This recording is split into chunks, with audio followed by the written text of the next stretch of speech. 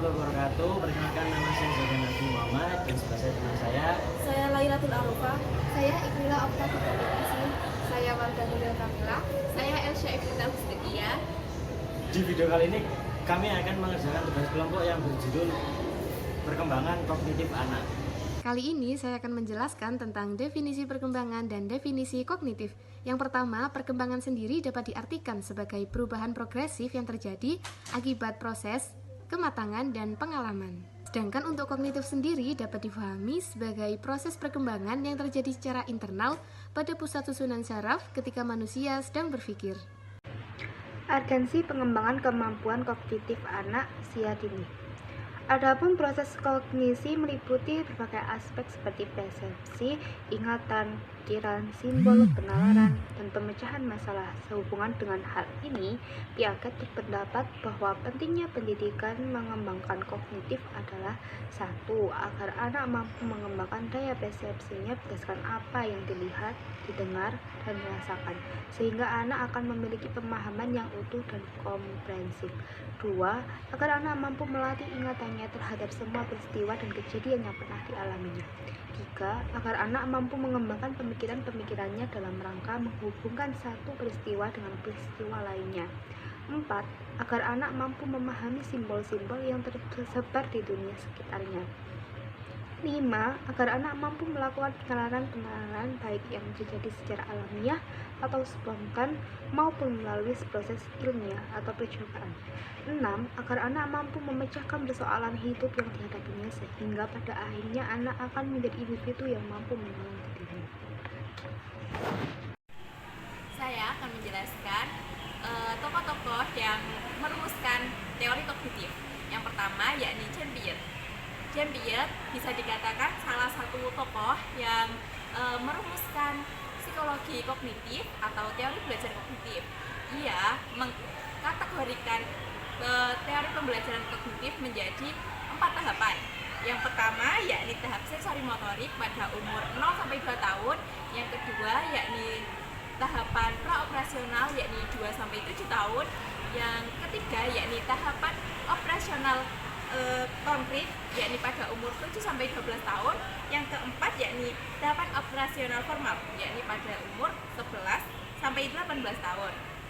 Yang kedua yakni ada David Ausubel. David Ausubel sendiri mengkategorikan pembelajaran menjadi 2 bentuk, yakni pembelajaran bermakna atau meaning learning dan pembelajaran menghafal yakni rote learning. Yang ketiga yakni Jerome Bernard. Jerome Bernard membagi perkembangan kognitif menjadi 3 tahapan atau 3 model, yakni tahapan enaktif, tahapan ikonik, dan tahapan simbol. Demikian dari saya. Assalamualaikum warahmatullahi wabarakatuh. 5.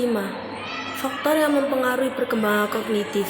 Faktor yang mempengaruhi perkembangan kognitif memiliki 6 faktor, yaitu yang pertama, faktor hereditas atau keturunan. Faktor tersebut sudah ditentukan sejak anak tersebut dilahirkan.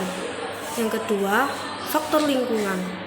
Faktor lingkungan perkembangan anak sangat ditentukan oleh faktor lingkungan di mana tempat ia berada. Yang ketiga, kematangan. Setiap organ tubuh manusia telah matang jika ia telah mencapai kesanggupan menjalankan fungsinya masing-masing. Yang keempat, pembentukan. Ialah segala keadaan di luar diri anak yang mempengaruhi perkembangan intelijensinya. Yang kelima, minat dan bakat.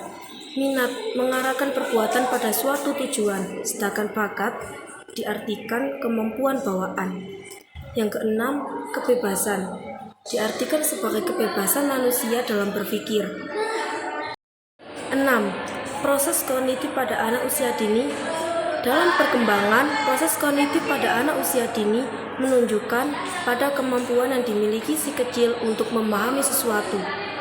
Tahap perkembangan kognitif anak ada 4, yaitu yang pertama, sensori motor.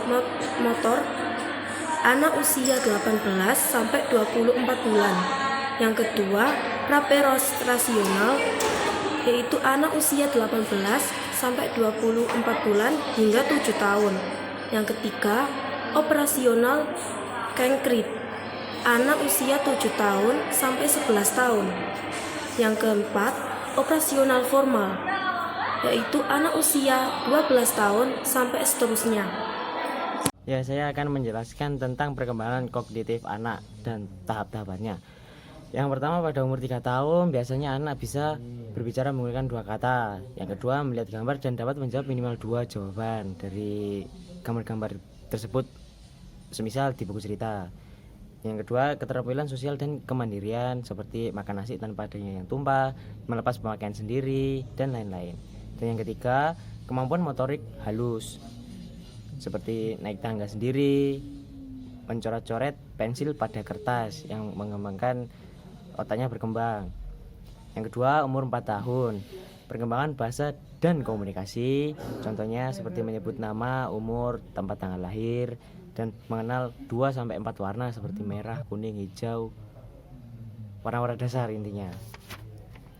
Yang kedua, perkembangan sosial dan kemandirian seperti mencuci dan mengeringkan baju sendiri, bermain bersama teman, dan lain-lain. Yang ketiga, kemampuan motorik halus, menggambar garis lurus dan menumpuk 8 buah kubus. Yang terakhir, tahap perkembangan anak di usia 5 tahun seperti yang pertama, perkembangan bahasa, misalnya menyebut nama lengkap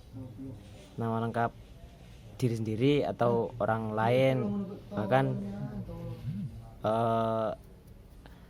nama orang tuanya. Yang kedua, perkembangan sosial kemandirian seperti berpakaian yang rapi. Sekian. Strategi pengembangan kognitif anak usia dini. Pendidikan anak usia dini merupakan dasar pembinaan bagi anak yang baru lahir yang dilakukan melalui rangsangan untuk membantu pertumbuhan si anak. Seiring bertambah canggihnya teknologi, banyak sekali anak usia dini ini dihabiskan dengan gadget oleh orang tuanya. Maka dari itu, tugas orang tua adalah membimbing dan melatih anak menjadi lebih cerdas.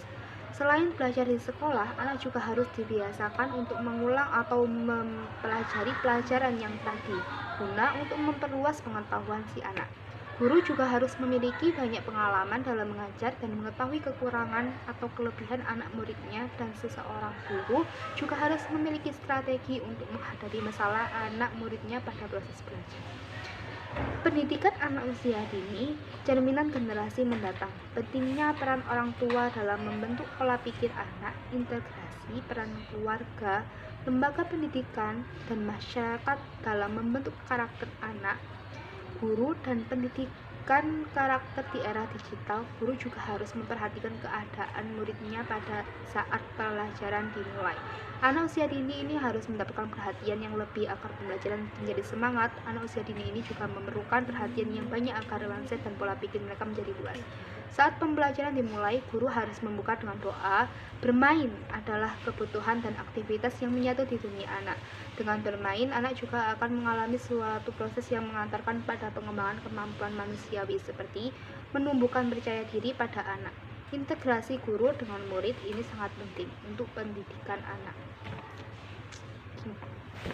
Sekian dan terima kasih.